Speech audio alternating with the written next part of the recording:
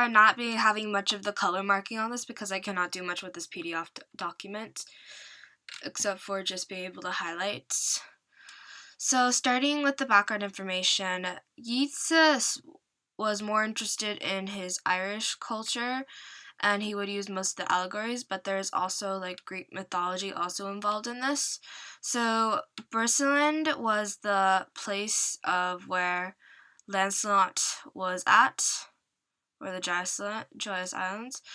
And because Lancelot ended up going crazy because of Egwene becoming jealous of him, because she fell in love with him, and she tricked him into going with the maid, and then she casted him out, so he ended up going crazy. So basically bringing a story in about Lancelot becoming crazy because of a queen, and mainly because of a woman. And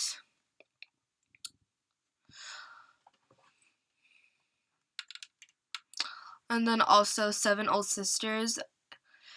They represented the moons, and we can see that it can represent, since before the moon's light and the sun, see that it's representing the phases of the moon because of Yeats was interested in the phases of the moon and being able to tell the phases of a certain phases that people go through to death. And Angus, which was the god of love.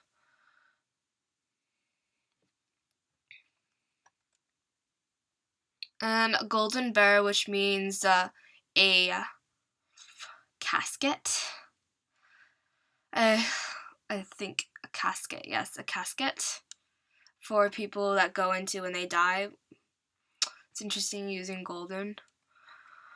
And Branwen and Guinevere, these are all the characters of women who end up, well, Branwen, specific story about Branwen is that she ended up marrying the King of Ireland, and she ended up getting into a bad situation where she became the maid, and she got her brother to save her, but he ended up dying in the process. So basically another story being brought up of a man dying because of a woman.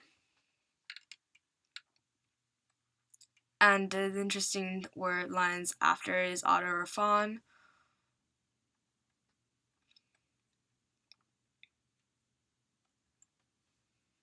Okay, that's all I have with the background. So what I found interesting was that there are only 3 periods. Apparently Yeats does not use that much periods.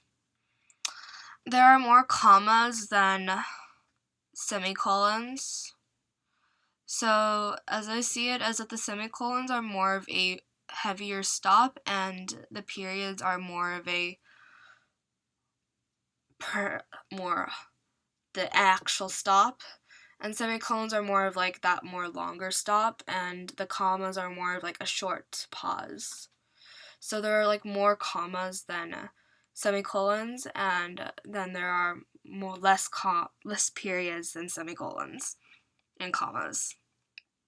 And that there are only 2 lines that don't have it, which is this line, because of something told under the famished horn, and land under the wave where out of the moon's light and the sun.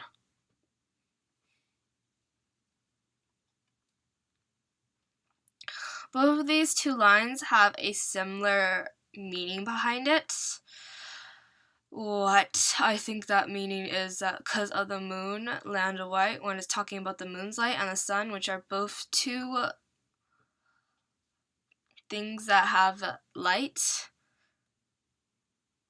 So basically, nothing being seen like in darkness and told under a famished horn. They have a similar meaning.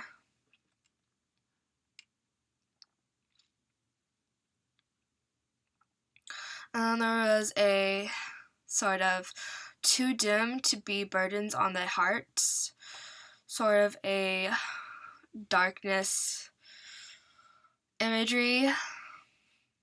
Night falls laid, Golden Bear, sort of like darkness, death. That's kind of like relating to death, golden bear, because of a casket.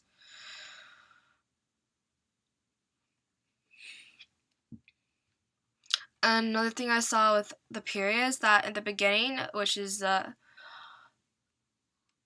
first period, which is I did things in the same color, which is this is the third period, and then this is the second period, and then this is the third period. So in this big chunk stanza is that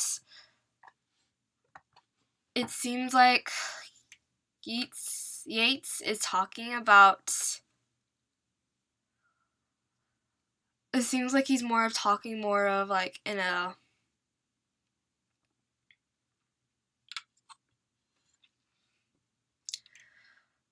tone that's going towards these stories for the characters in these stories as more of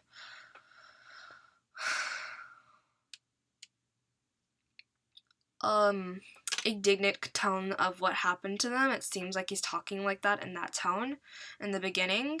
That's what it seems like he's going at first, but then when it comes to the second part, after this ends,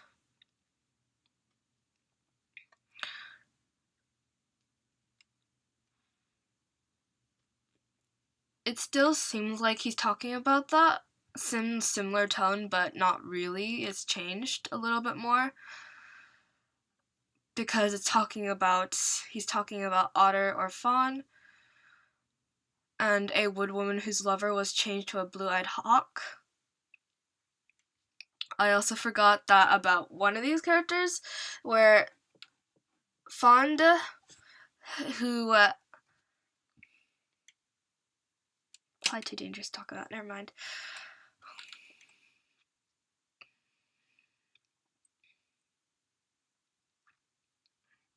The biggest shift is with the third period, which starts to show you that actually what Yeats was talking about in the beginning is this is actually what he is thinking about, those allegories that he brings up, which is several of them.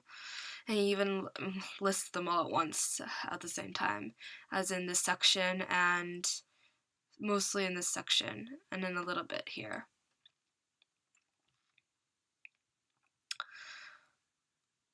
And it seems like he has more of a sympathetic tone, and that he does not want to dream about it because of how these stories have portrayed most of the women in these stories as more of the causers of they sowed their own bad endings.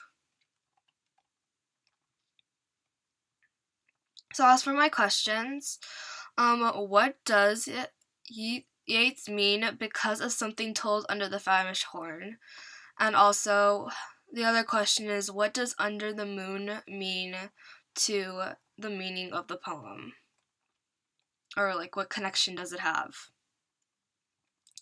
Okay, as reading it over, I have no happiness in dreaming of Burgenland, nor Avalon, the grass